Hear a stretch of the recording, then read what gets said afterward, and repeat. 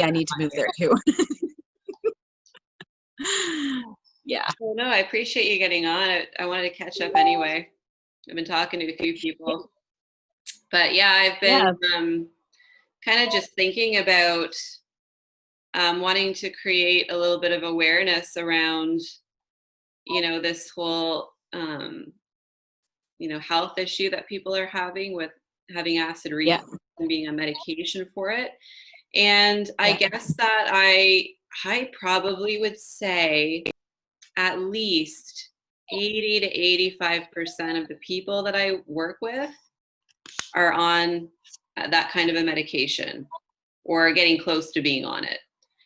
Right. And also just having this, recently, and then refreshing my mind in the past, anybody that I've talked to that has had colon cancer or a form of cancer has at some point, uh, in like back down the road, started on an acid reflux medication Yeah. because That's scary.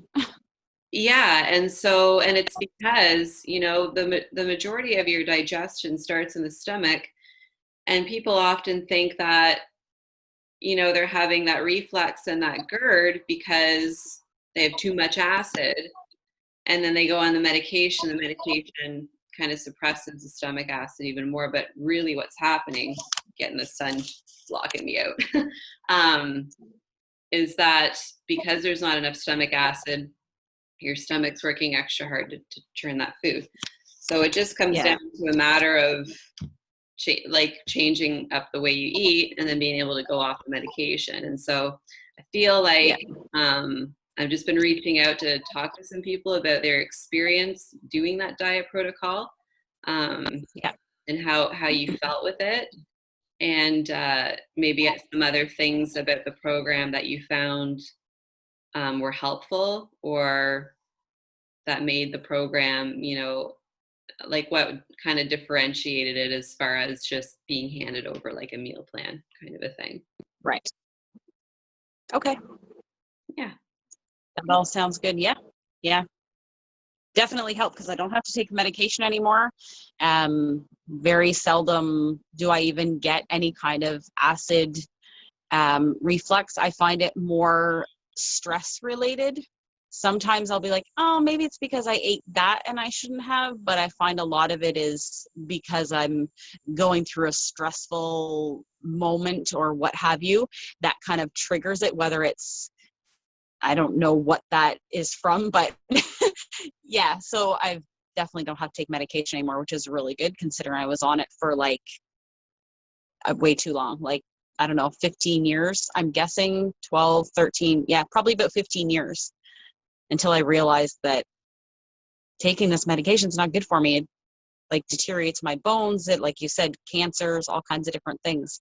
So I'm really glad that I was able to change the way I eat and things that I eat to be able to get off of that completely. So kind of life changing and life saving possibly. Yeah. No, I appreciate you sharing that. How long did it take you being on that program to be able to get rid of the medication you're on for like 15 years? Probably not very long. I would say maybe a week or two, before it was like consistent, every day noticing that, oh, I don't need to take this medication. I can, just eat this way, eat these things. And I don't need to take that medication anymore because I was kind of like, I'm afraid to not take the medication because I really don't want to have the stomach pain that I would have. So then I'm like, oh, let's just chance it one day. And I didn't take it and I was fine. So then I just kind of continued on. And then I have the prescription. I still have it, but I haven't used it. So it's been great that way. Now, obviously, since the time that I worked with you and now, you've probably had some fluctuations or have you really stayed like consistently eating really healthy and really clean to be able to stay off of that medication? So I've had some fluctuations, to be honest. But I've tried to stick with at least the basics of at least 1 or 2 meals and the snacks. Consistent.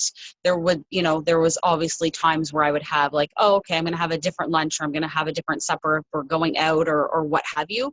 But for the majority, I tend to eat probably about 75 to 85% of the stuff that you had given me. Yeah. That's amazing. And that just goes to show you too that like reversing the problem, it didn't come back like immediately just from not being like perfect on a diet all the time, Yeah. right? You're pretty That's right. much, If I eat one, yeah. yeah, exactly. If I eat one thing that's not on the diet, I'm not like doubled over in pain. It's, I'm fine. I don't even really notice it. And then as long as I get back on track the next day, then I'm fine. That's perfect. No, I've been doing this for a while, and yeah, like I said, it just sort of occurred to me the other day that this is a pretty big problem for a lot of people. There's a lot of people, and then I even just the lady that I followed up with.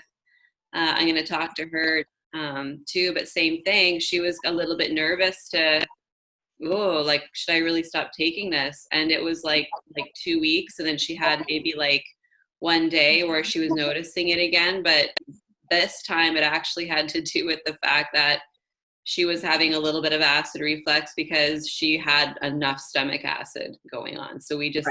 she didn't need anything after that. It was just, we're going to keep you eating well. So, Yeah. no, I appreciate you Yeah. sharing that. As far as like the food, suggestions, I think we've done more than one different program or meal plan together. How would you Yeah. say, like, you were feeling and what you were thinking about the food on it, as far as being too restricted or bland or that kind of thing? Oh, it's definitely not bland. I love, there's a few of my favorite meals: the sesame chicken, the chicken fajita, the quinoa and black bean salad. Those are like my favorites. Okay. There's a couple that I still haven't tried, but I'm going to. That's my plan. And it's not restrictive. There's lots of different choices and opportunities to have different things. So that's really good. I really like the pineapple smoothie in the morning. That seems to be my breakfast that I really like. Either that, or I'll mix up like my protein and my veg and whatever. But I find it easier for at work, because at work I'm usually really busy. So I have my lunch bag now, and I take my breakfast, lunch, and supper depending how long my shift is. So it's really handy to be able to say, no, instead of grabbing toast or stuff that I know isn't great for me. I know that my smoothie's already there. I just have to put in the blender, mix it up, and I can eat essentially, or drink as I work. And then that temptation is taken away to eat something that's unhealthy and could possibly give me stomach issues. So I don't find it, definitely not bland in any way, shape, or form, and it's not restrictive, because you gave us the cheat, not really cheat sheet, but when we go to a restaurant, there's options there to be able to go.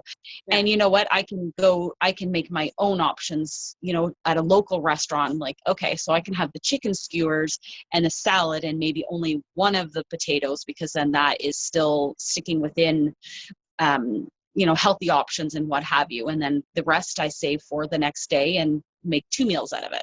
So yeah, it's definitely not restrictive or bland. It sounds like too, kind of a little bit of the difference of this as well is sort of learning and understanding. Like you said, you go out to a restaurant and you get portion control, right? Like you're taught a lot about, equal calorie servings and whatnot. So you're not just sticking to like, I gotta eat the same thing every day and it's gotta be like plain chicken and broccoli. Like you're learning, like, things that not to be afraid of too, right? Because some people are just, I can't eat carbs again and nothing's gonna change. Like, Yeah, I can't say that I'm never going to eat carbs again, because you know what? Life is short. Life is okay with some carbs. You just have to eat them in moderation and make sure you still work out, and make sure the rest of your the rest of your day is healthy and what have you. My weekend used to start on Friday, and it would be a whole Friday, Saturday, Sunday. Let's just, eat whatever. Now, Sundays are good. Sundays are typically a clean eating day. Fridays, if anything, maybe the Friday night, but usually I try to hold off and just do something on the Saturday. So instead of having 3 days of eating willy-nilly, for lack of a better phrase, it's typically I try to hold off and have just like one meal where it's like, okay, I can do something a little fun and eat with the kids and not be like, maybe I shouldn't really eat this. Whereas I'm like, okay, I've done well, and it's slow changes all really seem to make a difference, rather than saying, oh, I can't ever eat that again, because that's not really realistic. Yeah. Yeah. Like you learn a balance, right?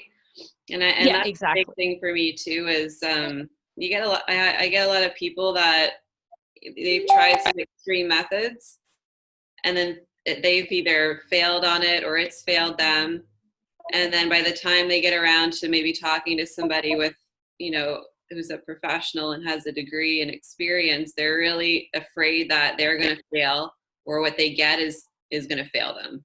And Mhm. so, it's important that if you're deciding that you're going to, start to make some changes and you want to get some help with your diet, that really think about what you're going to invest in, because a lot of these sad things, by the time you go through it and it's over, and then say you put weight back on to go at and attempt again and then attempt again, you start running out of motivation to do that, and trust too, right? So Yeah.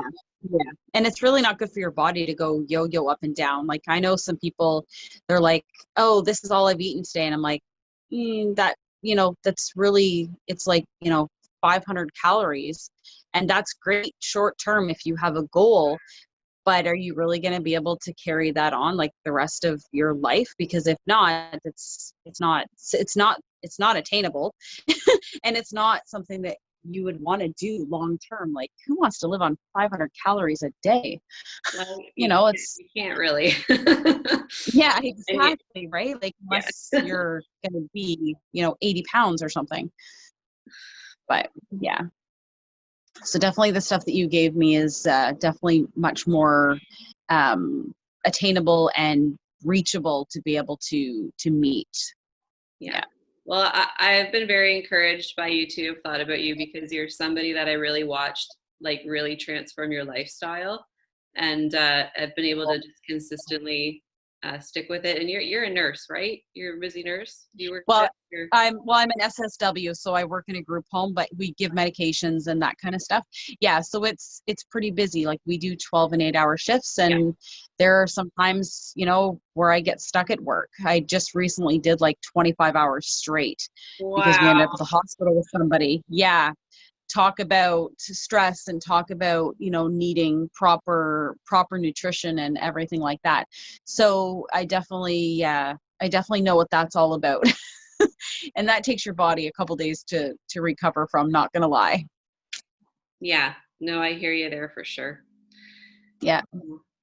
But it's nice though to hear that people are gonna be able to start getting back into the gym. But no, Yeah. your transformation has been really impressive, and I really appreciate you coming on the call for me, because it's Yeah, just no problem. really going to help a lot of people sort of understand the importance, and give them a little bit more of an idea of what I do and how it works. So thank you for that. Yeah. Yeah, great. Yeah, no problem. Thanks